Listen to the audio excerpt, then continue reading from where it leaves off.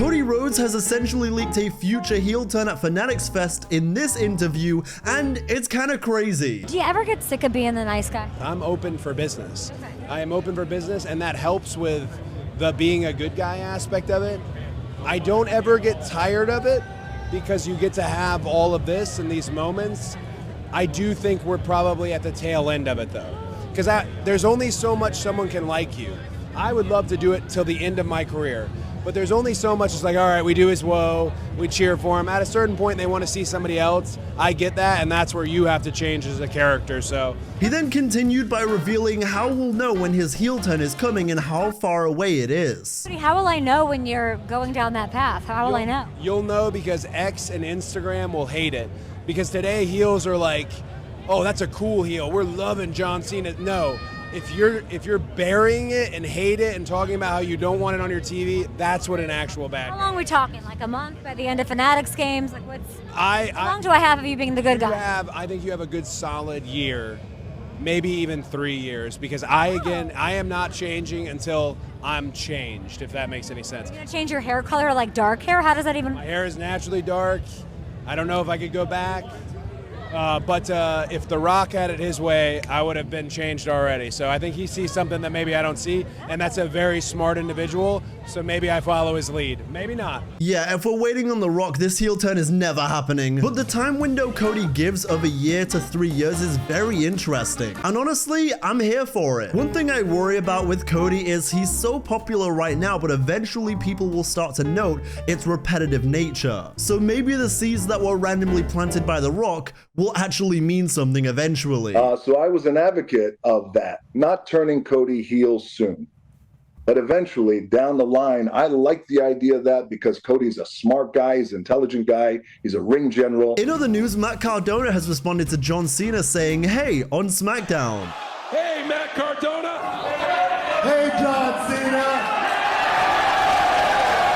In fun storytelling detail news, the clip of CM Punk at the WrestleMania 29 press event is making the rounds. In it, he is wearing a Cesaro shirt, Claudio Castagnoli, and name drops Dolph Ziggler, Nick Nemeth, and Zack Ryder, Matt Cardona, while putting down the Cena and Rock main event from that year. I don't really mince words, you know. I'm not going to tell you like, oh, I'm excited for Cena and Rock too, because I'm not.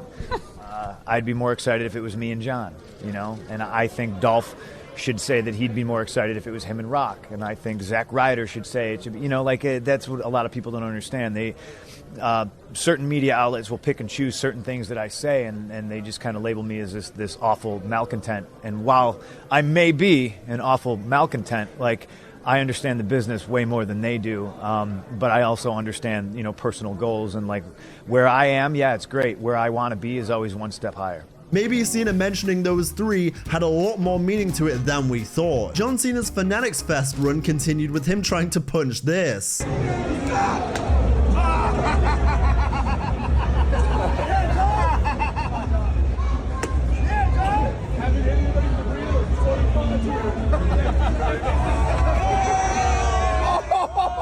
Never thought I'd see the day where one of those machines received a worked punch. Also, Brie Bella recently lied to the world. Return? Is that any truth to that? Maybe. I mean, I would love to return.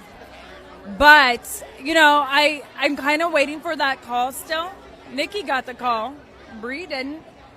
I know. So, you know, I didn't change my number. If you guys wanted to know, it's still all we need is a phone call, and that can happen. First of all, Brie, how moded out of your mind are you? We all know you got the call, you silly goose. But equally, respect for keeping the game alive. And now, with Liv's injury, you've got to wonder what the new plan is for Nikki and Brie heading into Evolution. And hell, what the build is for Evolution in general. We're a few weeks away, and all we've had so far is JC Jane versus Jordan Grace announced for the NXT Women's Championship, and a match that now can't happen. It feels like WWE has spent so much time trying to book all the other shows around it that they haven't left themselves a ton of time to build this properly. Sadly, I fear they're gonna just cram a bunch of returns into the next 2 weeks and throw together a card, but I hope I'm wrong. Also, I saw this wrestling tweet and wanted to share news. This quote to Hulk and Thanos fighting in the Avengers popped me. No other way to really put Thanos over as a monster heel, to be honest. Just wish it wasn't Hulk who got buried. For me, I think they did what they could, and Thanos' run didn't last for any longer than it needed to. too. He used a veteran like Tony Stark in his retirement match to essentially put over the next generation and the next chapter of Spider-Man's career. And while I know not everyone is a huge fan of hers, you do have She-Hulk as the next generation. Shut your mouth! In other news, Zelina Vega has said she wants to do a reality show with Aleister Black. If Netflix were to do like a reality show or anything now, because it is possible, would you want to be part of it? Yes, I actually want to do one with my husband because I feel like there's so much that people don't expect when it comes to him and I, like us having 10 cats, for instance. Yeah, but there's just certain things that people wouldn't expect. Like my husband and I, we get tattooed when we're on the road. Like there's just certain things that I feel like people would just like to kind of peel back the curtain a little bit. She want to be a total diva so bad. Next, the Stupid Idiot of the Week award goes to Jerry the King Lawler, who said this: free healthcare you're supposed to get in Canada. That's a big lie. They sent me a bill for $20,000. Yes, WWE paid. I always love when the community note adds context that cooks the original tweet. It reads, healthcare in Canada is generally only free to those who are Canadian citizens or permanent residents. So Jerry Lawler, don't be a stupid idiot. In more fallout from the hectic Fanatics Fest, Kevin Owens believes that El Grande Americano is Elijah, aka Elias from WWE. Honestly, Kevin, it's the best theory I've ever seen, because again, it is not Chad Gable. Also, KSI made his entrance at Fanatics Fest and wanted to use Christian's WWE theme song, but they told him he wasn't allowed. Which, by the way, the ball knowledge from Knowledge, Strength, and Integrity. So I asked for Christian's theme tune, and they said no.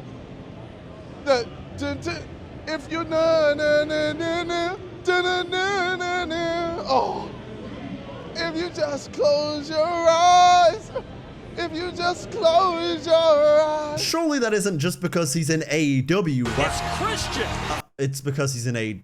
Got it. I also saw a lot of people coming out the woodworks to say that the theme is overrated. You know, the really popular Christian theme. I like all versions of Christian's themes, but I would love to know your theme song hot takes down in the comments below. What are some of your favorites, your hidden gems? Talk to me. Personally, I think the Ruthless Aggression themes for Billy Kidman and Gregory Helms are heavily slept on. And most of you will know why I love Dan Severn's Attitude Era theme. In other news, WWE has filed to trademark the Oracle. My mind instantly went to Seth Rollins and his faction, but where do you think this name will be used? Also, in what the hell going on over there news, these graphics WWE does are an abomination to the eyes. In other news, Pat McAfee has addressed his recent Raw absence, noting exhaustion as the reason he hasn't been around. He's a busy guy, I get it, and I know with Corey Graves taking over in the interim, a lot of you really prefer having Corey back on Raw. Personally, I like the dynamic they were establishing with him in NXT, so come back soon, Pat. In other news, John Cena chose wrestling when asked if he likes wrestling or acting more. Wrestling or acting? That's a great question. What would you think?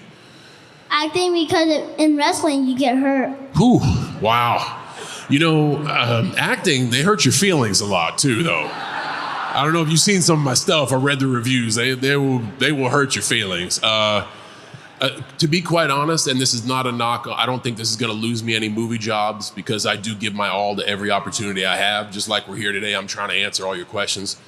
I love wrestling so much more.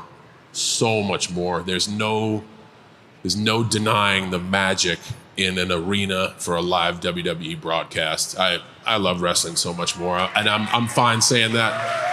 And if that knocks me out of the movie business, I'll be accountable for saying that, but that's a great question. He also named his favorite WrestleMania entrances. Man, I like this last one because it was super plain. It was like, I started doing the funky WrestleMania entrances because like nobody was. I remember my first WrestleMania main event for a world championship was against JBL. And he came out in a limousine and he dropped money with his face on it. And we rehearsed his entrance, and I'm looking at this going like, this is fantastic. And I turned to him, I go, where's my entrance? Deadpan. He turns to me, he goes, you're winning. That's enough.